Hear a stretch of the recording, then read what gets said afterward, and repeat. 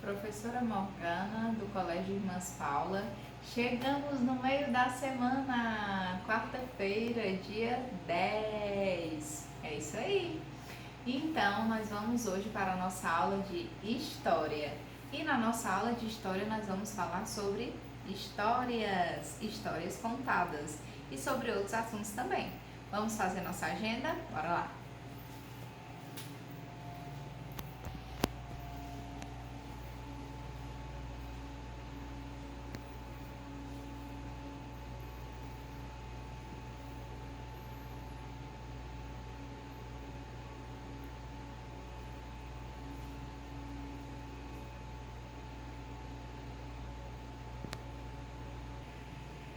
Vamos lá!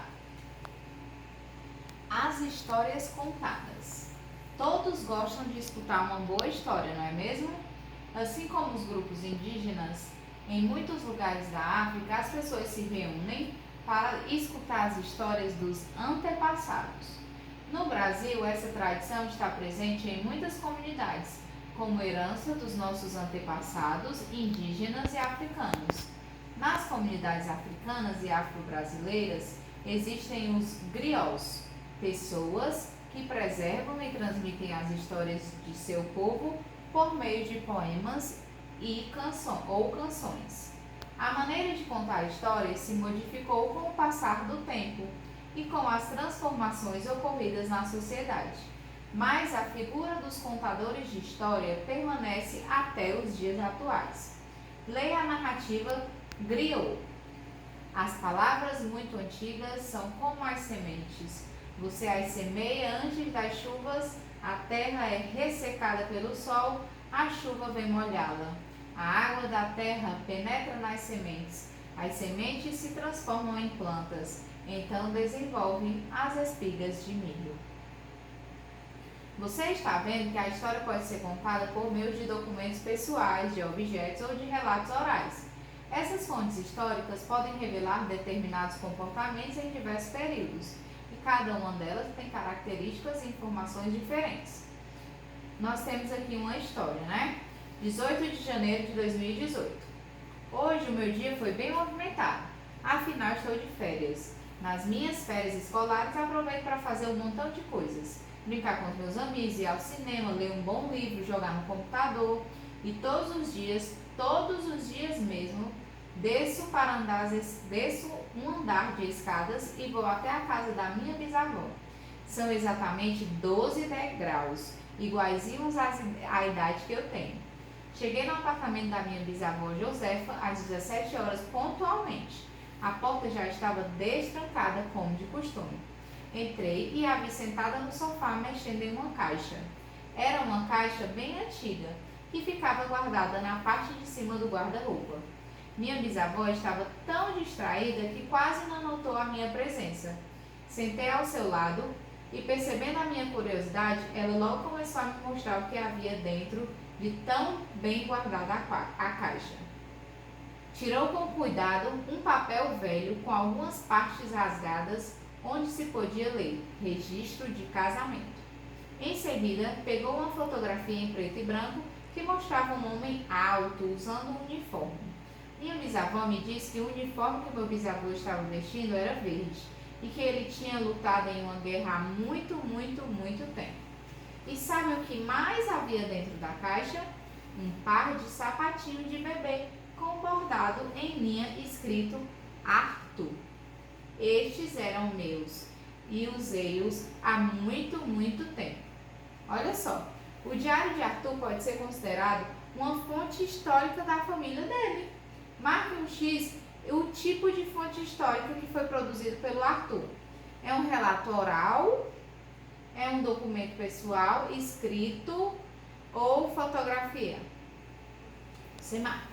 Circule a seguir as fontes que podem ser utilizadas para que Arthur compreenda a história da sua família. Como se ele circular uma pipoca, ele consegue aprender mais sobre a história da família dele? Ou seja, você vai circular somente as fontes que ele pode aprender mais sobre a história da família dele. Para saber que o bisavô do Arthur havia lutado em uma guerra e como era o uniforme dos combatentes, foram usadas duas fontes históricas. um objeto e um relato oral contado pela avó, né? Com base no texto, identifique o objeto utilizado. Já falei, né, gente? Qual foi o objeto que a avó mostrou e qual foi o relato oral, né? De que forma a avó falou.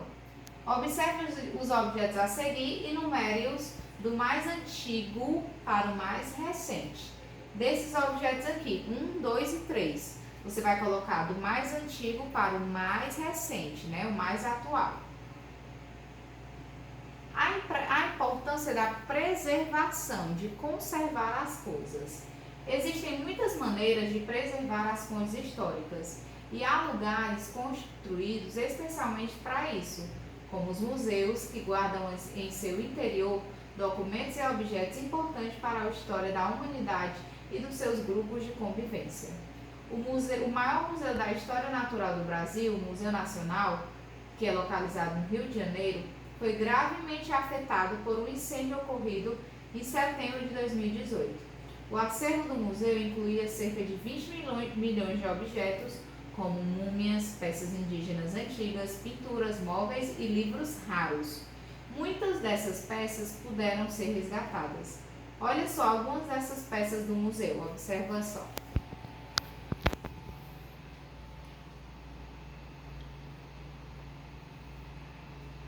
Agora, sobre essas peças, né, que nós vimos aqui agora, você vai responder o seguinte. Todos são sinais da presença humana na Terra? Você vai responder sim ou que não e por quê. Qual deles está na Terra há mais tempo, desses objetos aqui? Qual deles foram produzidos por grupo dos seres humanos? Converse, né, com o colega, com o professor. Quiser conversar comigo, você manda mensagem, né, um pouquinho para mim, para a gente dialogar. Qual é a importância da preservação dos objetos e artefatos nos museus? Ou seja, aqui nesse textinho ele fala um pouquinho sobre a importância da preservação. Ele dá o exemplo aqui da preservação dentro dos museus. Ou seja, por que é importante manter esses objetos, né, essas fontes históricas dentro dos museus? Aí você vai e escreve aqui o porquê que você acha importante, qual a importância. Algumas pessoas preservam objetos e documentos pessoais em pastas, caixas ou armários. E você, tem algum objeto guardado na sua casa? Selecione um objeto que você tenha guardado em sua casa, que você considera, né, que seja, e desenhe o espaço a seguir. Depois você vai escrever o nome desse objeto e explicar o porquê que esse objeto para você ele é tão importante. Por que para você esse objeto ele tem que ser guardado? Então, guardadinho assim da forma que você guarda. Olha só. Você pode preservar memórias resgatando elementos da história da vida de pessoas que vivem com você. Isso pode ser feito através de um diário, com fotos, objetos e relatos sobre os acontecimentos que você julga que são importantes. Tem um exemplo aqui, ó. Tem essa imagem e mostra o local, a data e ela criou uma legenda. Agora você vai pensar em um momento marcante. Uma viagem que você fez com seus pais, avós, tios, um passeio bacana, uma ida ao cinema, um passeio na escola. Pensa num momento, um aniversário, um momento marcante na sua vida. Você vai pensar, você vai fazer a mesma coisa que tem no exemplo. Você desenha, escreve o local, a data e cria uma legenda para esse momento marcante na sua vida, tá bom? Quero a foto, tá certo? Desse momento mais marcante na sua vida e eu quero saber qual foi esse momento. E para terminar, você vai fazer o seguinte. Preencher com as coisas que nós aprendemos nesse capítulo. Olha só. Nós aprendemos o conhecimento da história construído por meio dos vestígios deixados pelos seres humanos e pelos relatos das pessoas que nos revelam diversas memórias. Olha só. Nós vamos completar as colunas, as lacunas com essas palavras: fotografias, países, vacinas, transportar, ferro e identificar. Olha só, uma carteira de identidade, ela é usada para que nós temos a carteira de identidade? Ela serve para quê? Para fotografia, uma pessoa, para vacina ou para identificar uma pessoa. Você vai preencher direitinho e vai colocando aqui nas lacunas, tá ok? Olha só, Essa é a nossa aula de história de hoje, tá certo? Faz a atividade, manda foto pra tia Morgana, que eu quero ver vocês bem sabidinhos pro nosso retorno, tá bom? Um beijo e até semana que vem.